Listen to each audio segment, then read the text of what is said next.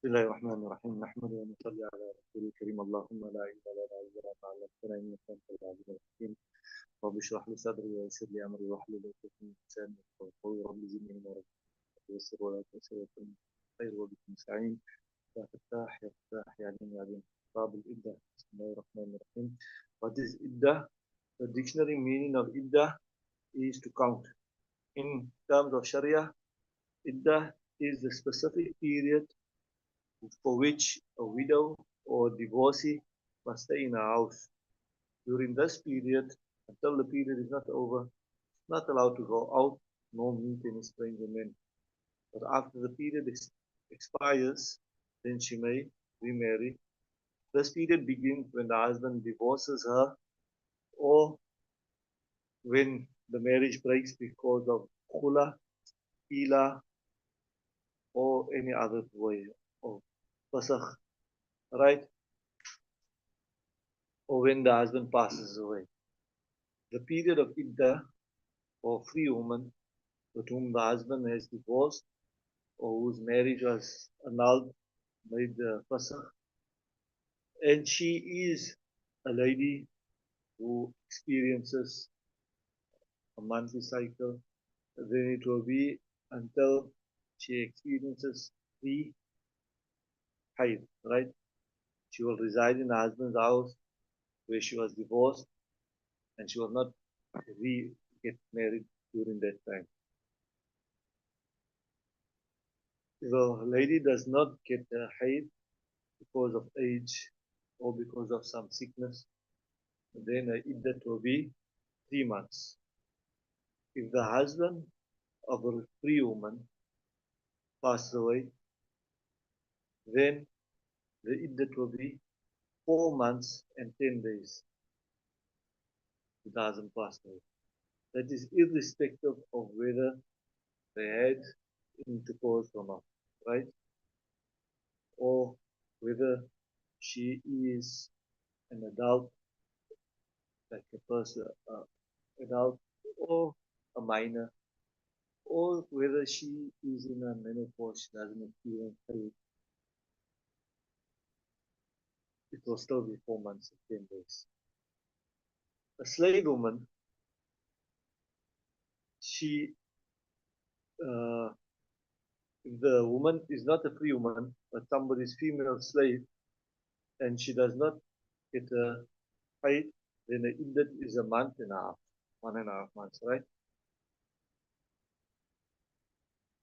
If a husband dies, then the iddah will be 2 months and 10 days. 2 months and 5 days.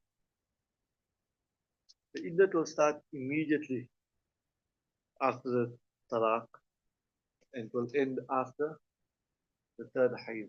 That's when the person is being given a talaq. And when the person passes away, then the iddah will start immediately and will continue for 4 months and 10 days. Right? If if the husband did not pass away on the first of the Islamic month, then you will not count 4 months or 10 days. Rather, you will count 130 days. Right? Let's say he passed away on the 1st of the Islamic month. So from there, you will count 130 days.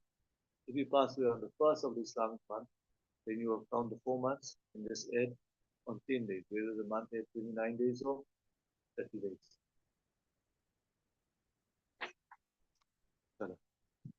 بسم الله الرحمن الرحيم. عن ابي سلمة عن فاطمة بنت قيس رضي الله عنها ان ابا عمرو بن حفص طلقها البتة وهو غائب فارسل اليها وكيله الشعير فسخطته فقال والله ما لك علينا من شيء فجاءت رسول الله صلى الله عليه وسلم فذكرت ذلك له فقال ليس لك نفقة.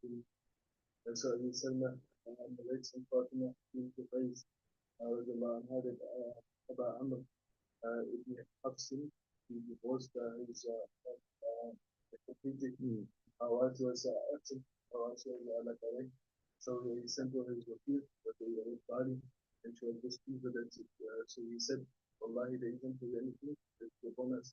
So she went to Rasulullah, and he said, they didn't do anything.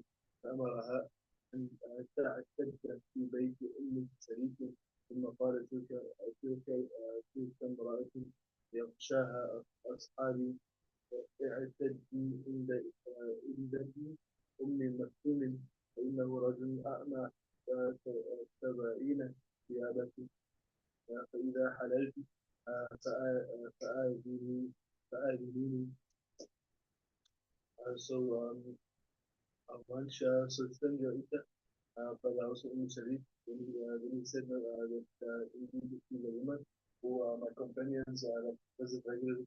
So extend your iddah, but in indeed he's a man who is blind and he can change the clothes. And once you are halal, then come and inform me.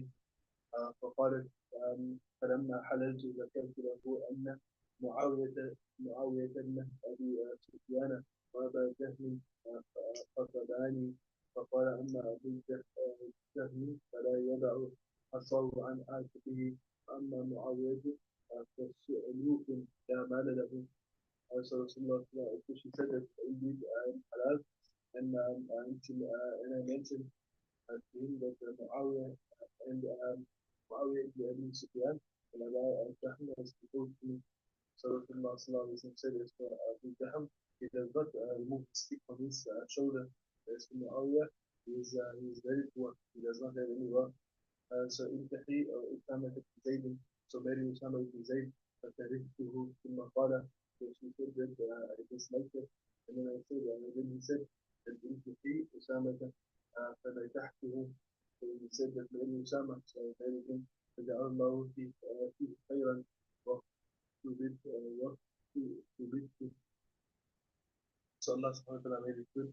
And he made it like because of people looked up to them people looked up to at how they loved each other. وفي رواية عنها فأما أبو جهل فرجل ضراب النساء من رواية ابن So Abu Jahl was a man who hits women in the riwayat of Muslim, and this is the riwayat of Muslim in another riwayat.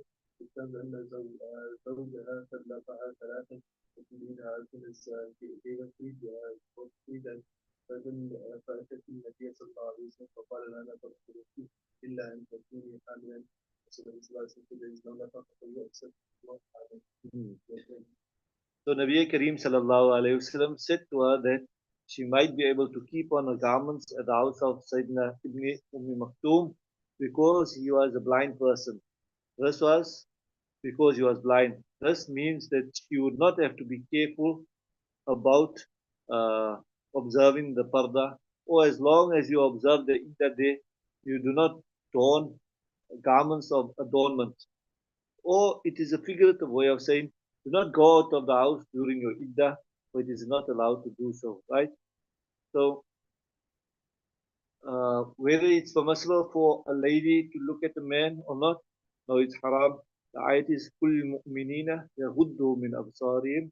Say to the believing men that they should lower their gaze. وكل المؤمنات يغضضن من أبصارهن. And say to the believing women that they should lower their gaze also, right? So men and women have to lower the gaze. Moreover, this hadith of Salma radiallahu ta'ala concerning Sayyidina Ibn Maktoum. Remember we done the hadith where the two of them were in the house and Abdullah ibn Maktoum came to the door and Nabi sallallahu alayhi wa sallam said that you must put on your veil. So they said that isn't he blind? Then Nabi sallallahu alayhi wa sallam said, are you two also blind? You can also see him. So that is the evidence to say that a lady is not allowed to look at a man also. Sayyidina Fatima binti Qais, right? Nabi sallallahu alayhi wasallam asked her to marry Usama bin Zayd, and why at first she did not want to marry him is because, like we done in few hadith, that he had the complexion of his mother, and she was a very beautiful lady, very very pretty, and that's why she never wanted. But Nabi sallallahu alayhi wasallam knew that he was khairin. So said Nabi sallallahu alayhi wasallam instructed her, asked her again to marry him, and when she married him, then she experienced plus. With regards to nafaqah, some ulama say no, that only when you pregnant, you get nafaqah. Imam Abu Hanifa says no. أسكنوهن من حيث سكنتم من وجدكم. You must provide for them a place of sukna, especially during the time of Iddah. You have to provide for them maintenance and a place of sukna. And Hazrat Umar radiallahu ta'ala anhu was of this opinion also. Hazrat Umar radiallahu ta'ala anhu and Hazrat Aisha radiallahu ta'ala.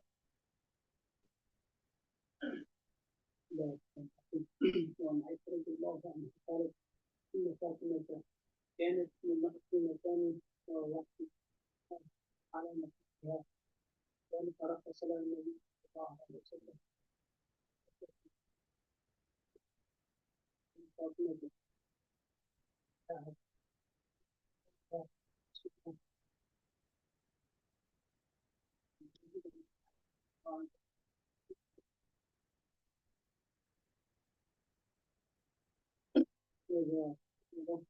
She was in a place that was a bit far from, right?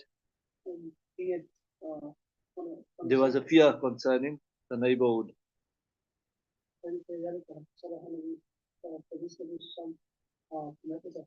This is why Nabi Sallallahu gave her permission to move, right? Yes.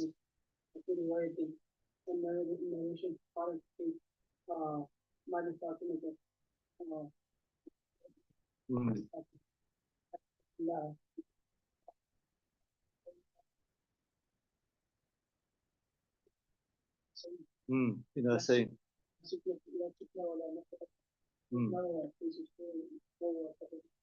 So Sayyidina Fatima bin Qais radiallahu ta'ala anha, she was staying after a divorce in a house that was situated in a very lonely place. Since there was a constant fear of people or people coming there, maybe harming her, Nabi Kareem sallallahu alayhi wa sallam allowed her to shift to the house of Ummi Maktoum radiallahu ta'ala anha.